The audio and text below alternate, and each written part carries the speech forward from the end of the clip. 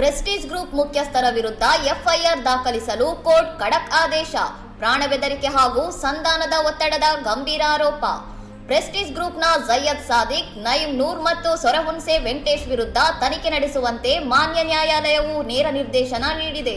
Prestige ವಿರುದ್ಧ ಹೋರಾಟ ಮಾಡಿದಾಗ ಒಂದಷ್ಟು ಎಲ್ಲ ಸೆಟಲ್ಮೆಂಟ್ ಮಾಡ್ಕೊಡೋದಕ್ಕೆ ಒತ್ತಾಯಗಳು ಬರ್ತವೆ, ಮತ್ತು ಧಮಕಿಗಳು ಬರ್ತವೆ, ಮತ್ತು ಕೊಲೆ ಮಾಡೋದಕ್ಕೆ ಸಂಚು ಮಾಡಿರೋದು ಸಹ ಪ್ರೆಸ್ಟೀಜ್ ಗ್ರೂಪ್ ಆ್ಯಂಡ್ ಸೊರಹುನ್ಸೆ ವೆಂಕಟೇಶ್ ಅವರು ಪ್ಲ್ಯಾನ್ ಮಾಡಿರೋದ್ರ ಬಗ್ಗೆ ಒಂದು ವಿಡಿಯೋ ಬರುತ್ತೆ. ಇದ್ರ ಬಗ್ಗೆ ನಾನು ಫೆಬ್ರವರಿ 9ನೇ ತಾರೀಕು ಕಾಡುಗೋಡಿ ಸ್ಟೇಷನ್ಗೆ ಕಂಪ್ಲೇಂಟ್ ಕೊಡ್ತೀನಿ.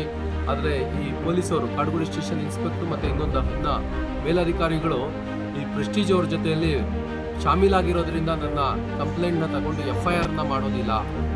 ಹಾಗಾಗಿ ನಾನು ಕಾಡುಗೋಡಿ ಸ್ಟೇಷನ್ ಮುಂದೆ ನನ್ನ ಅರ್ಧದಲ್ಲೇ ಪ್ರತಿಭಟನೆ ಮಾಡುವಂಥ ಒಂದು ಸಂಭವ ಬರುತ್ತೆ. ಹಾಗಾಗಿ ಪ್ರತಿಭಟನೆ ಮಾಡ್ತೀನಿ. ಆರಂಭದಲ್ಲಿ ಪೊಲೀಸರು ಸೂಕ್ತ ಕ್ರಮ ಕೈಗೊಳ್ಳದ ಕಾರಣ ದೂರುದಾರರು ನ್ಯಾಯಾಲಯದ ಮೊರೆ ಹೋಗಿ ವಿಡಿಯೋ ಸಾಕ್ಷ್ಯಗಳನ್ನು ಮಂಡಿಸಿದ ನಂತರ ಈ ಮಹತ್ವದ ಆದೇಶ ಹೊರಬಿದ್ದಿದೆ. ಪ್ರಕರಣದಲ್ಲಿ ಪ್ರಾಣ ಬೆದರಿಕೆ ಮತ್ತು ಕಾನೂನು ಬಾಹಿರವಾಗಿ ಸಂಧಾನಕ್ಕೆ ಒತ್ತಡ ಹೇರಿದಂತಹ ಗಂಭೀರ ಅಂಶಗಳಿದ್ದು, ಈ ಬಗ್ಗೆ ಸಮಗ್ರ ತನಿಖೆಗೆ ನ್ಯಾಯಾಧೀಶರು ಸೂಚಿಸಿದ್ದಾರೆ.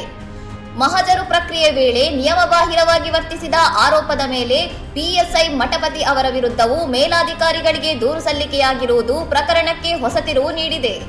ಇಷ್ಟು ದೊಡ್ಡ ಮಟ್ಟದ ಉದ್ಯಮಿಗಳ ವಿರುದ್ಧ ದೂರು ಇದ್ದರೂ ಆರಂಭಿಕ ಹಂತದಲ್ಲಿ ತನಿಖೆ ವಿಳಂಬವಾಗಿದ್ದು ಏಕೆ ಎಂಬ ಪ್ರಶ್ನೆ ಈಗ ಸಾರ್ವಜನಿಕ ವಲಯದಲ್ಲಿ ತೀವ್ರ ಚರ್ಚೆಗೆ ಗ್ರಾಸವಾಗಿದೆ.